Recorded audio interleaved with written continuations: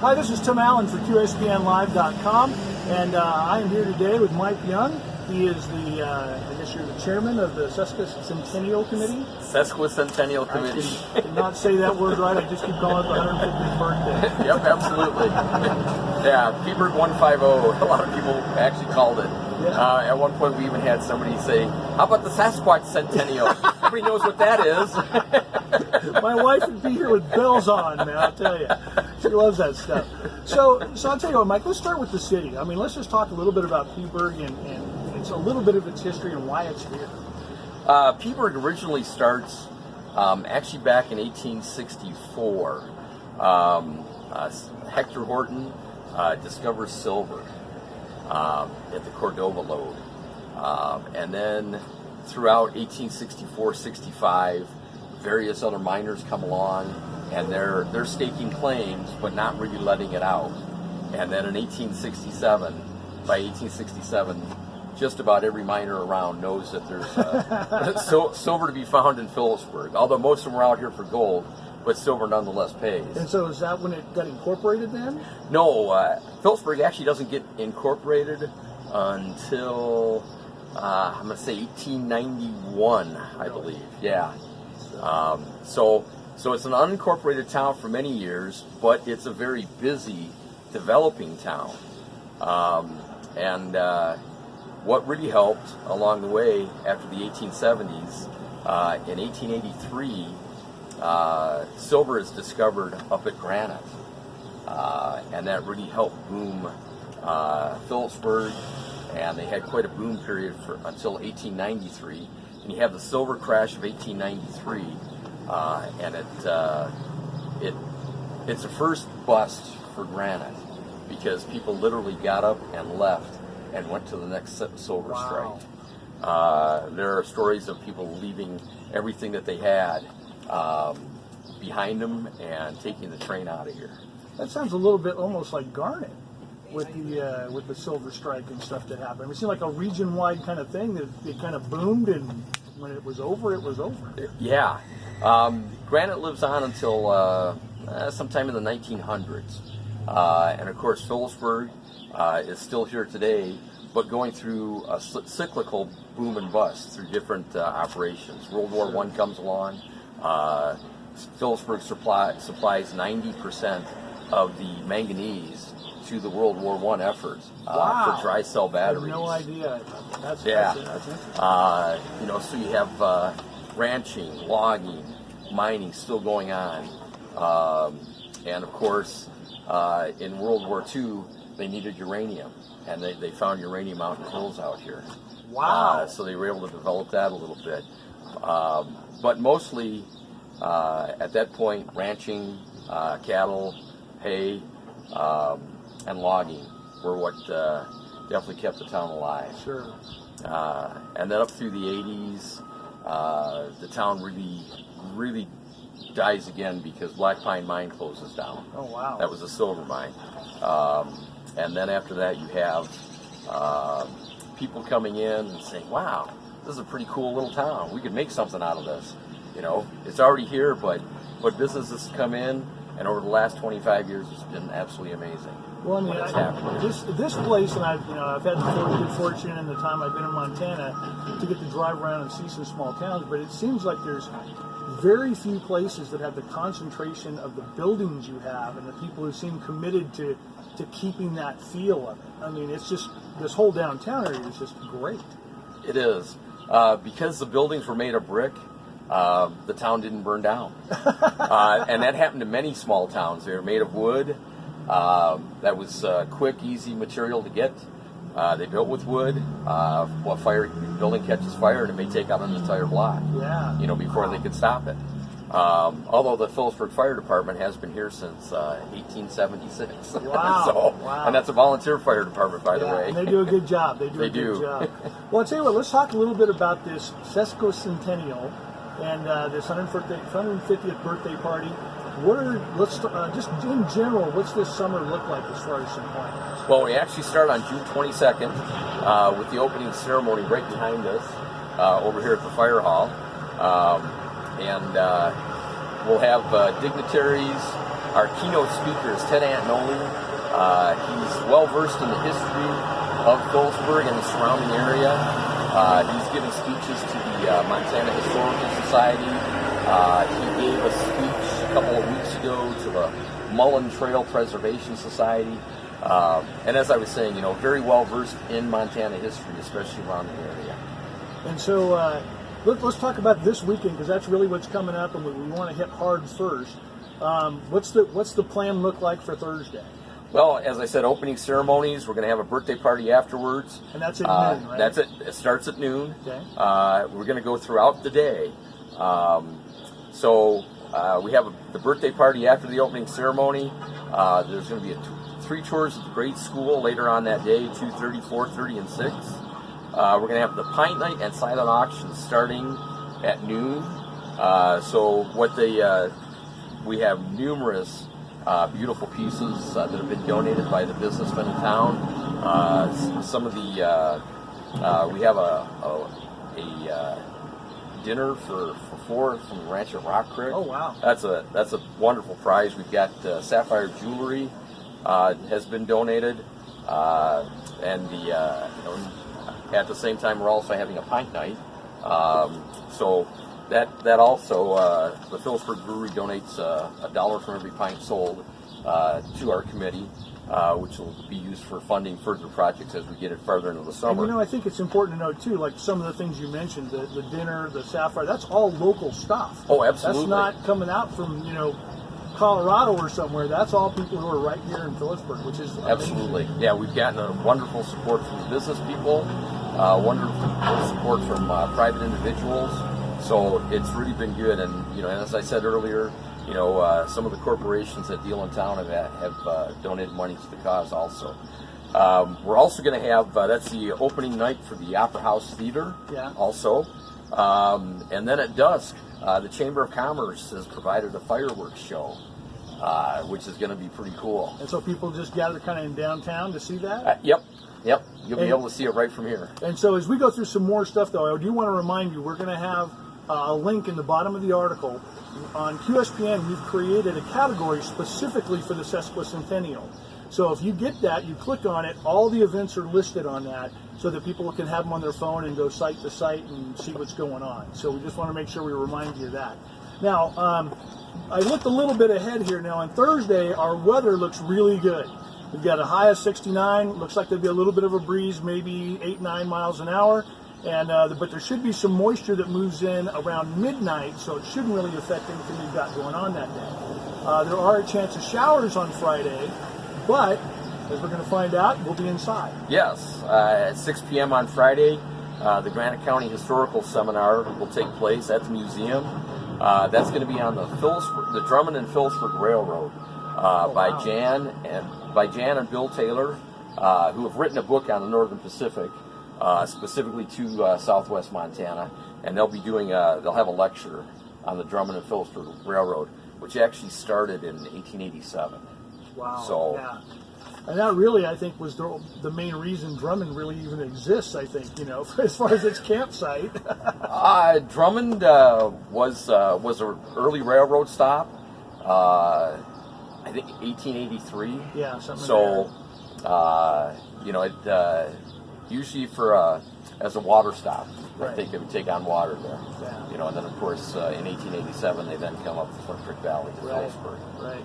So so after Friday's weather, that is going to clear out, and we've got some more events. And this is something I just find really. I've had the opportunity to see them as they're testing it and stuff. Oh yeah. And it is just really, if you'll tell them about the stamp mill, that is just the Royal Stamp Mill comes down from Princeton. These guys have been working on the stamp mill actually crushes ore, right? So they can separate the gold or silver out of it.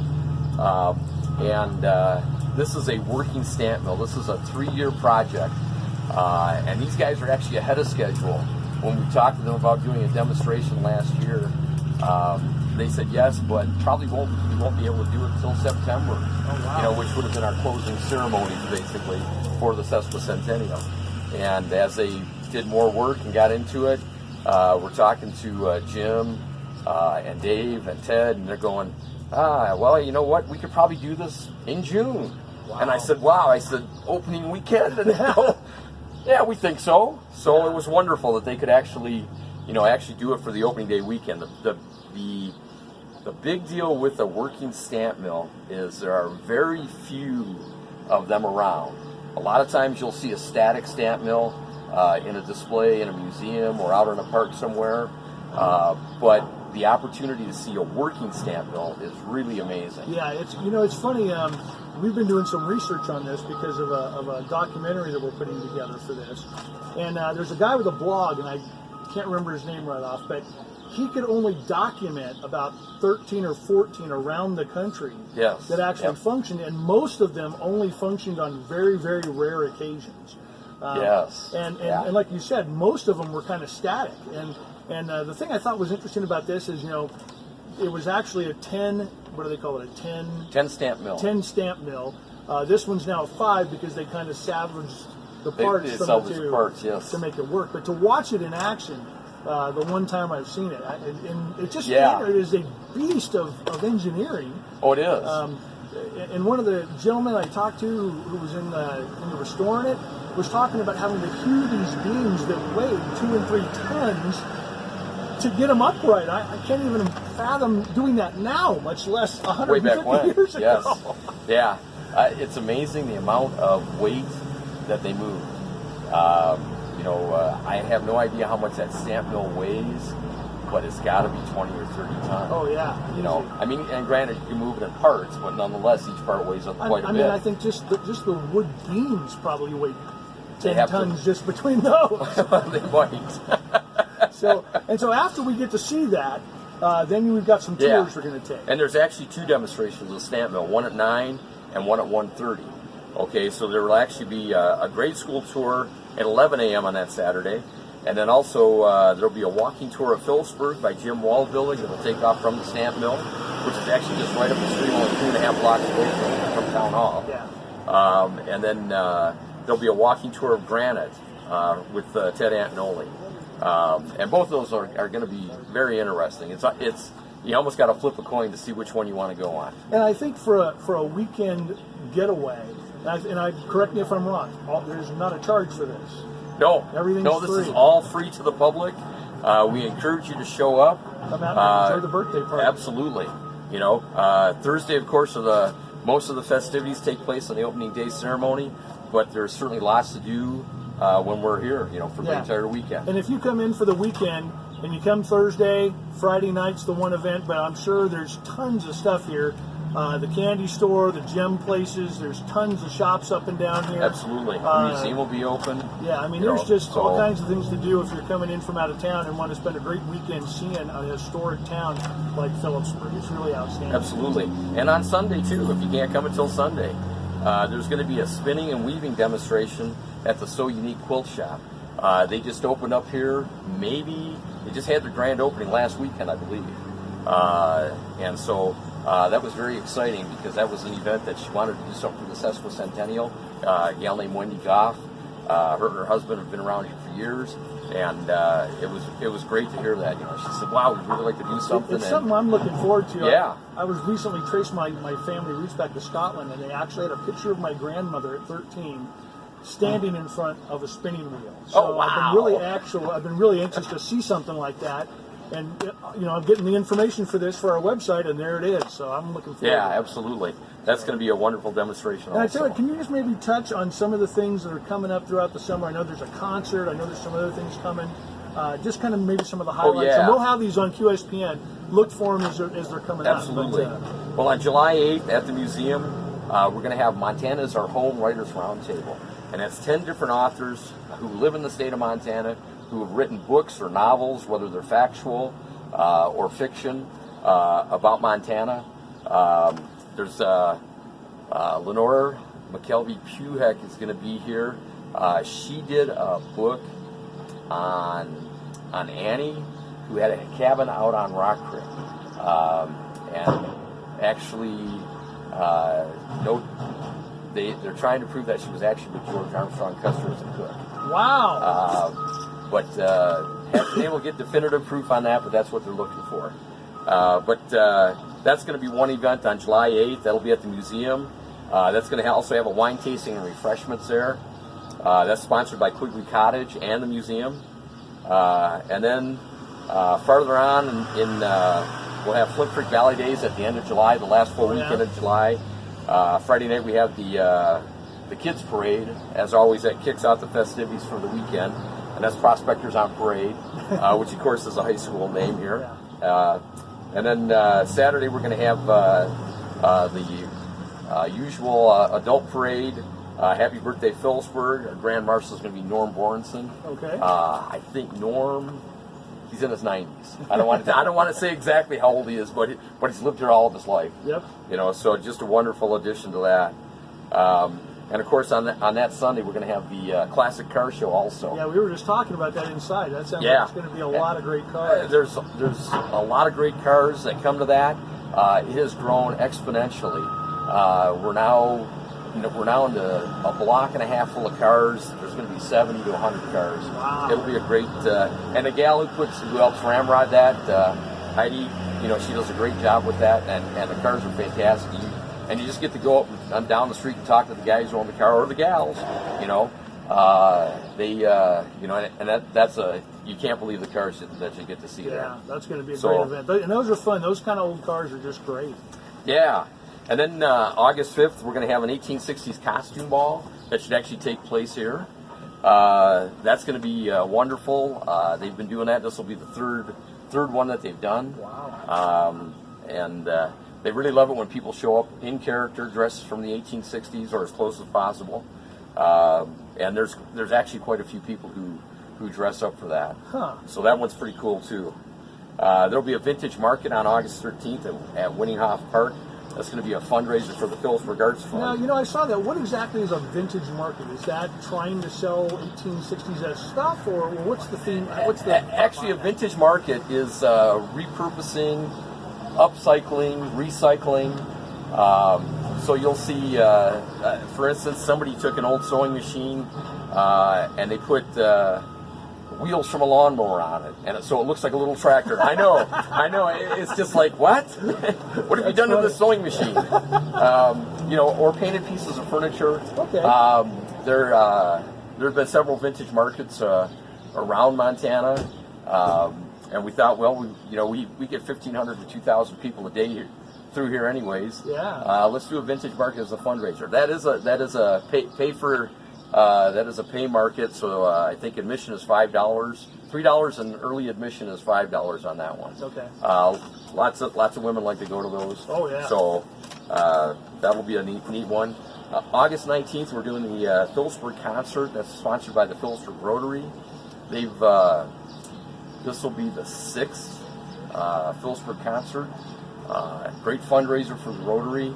They've had Mission Mountain Wood Band a couple of times. This time they're going to have Jeremy McComb and friends. He's a guy from Nashville, actually from out of Idaho, is where he's originally from. And, he's very good.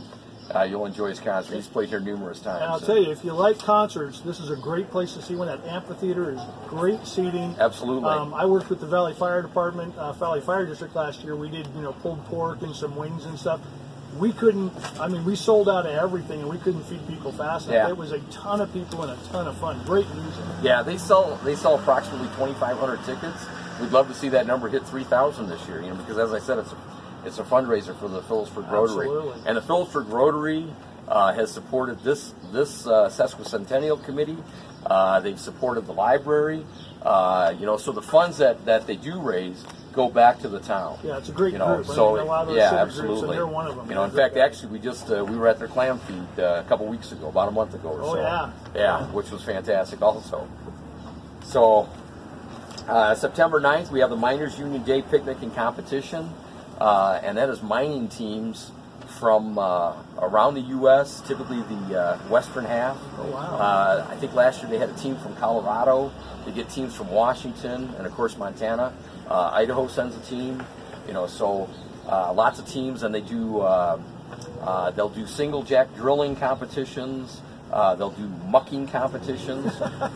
It's just a fun event, and you get to see old time mining, the things that actually would happen. And of course, they had Miners Day throughout the years. They've had Miners Day events for many, many years. 100+ years. And the miners, that would be their day off, and on their day off, they're out there shoveling ore, just like they would at work, just so you can do it the fastest, maybe win a prize or something. Yeah, and then I think too, throughout the summer, I think, is it every Sunday they have the farmers market? I think maybe every other Sunday. I think it was every Sunday, every other Sunday through June. And then I think it picks up. So look for the schedule on that. We have that on QSPN that one too. So I'm not sure on that. But there's a lot of great local vendors at that, local artists, all kinds of cool stuff. Yeah, and then also too, on September 29th, our last event is going to be an art walk sponsored by the Philipsburg Arts Fund. And that also, there'll be businesses, they'll be featuring artists in different businesses, just like an art walk anywhere else. And that should be pretty neat. That'll be the first time that's happening for us also. All right. So pretty cool. Well, Mike, I appreciate you coming and being with us today. Again, this is going to be a big weekend, a big kickoff, June 22nd at noon. We're right out in front of City Hall, and so it's right at the fire hall just to the south of it. And it looks like we're going to have great weather the whole weekend, except for that little bit on Friday, but we're indoors on Friday, so that's not going to be a problem.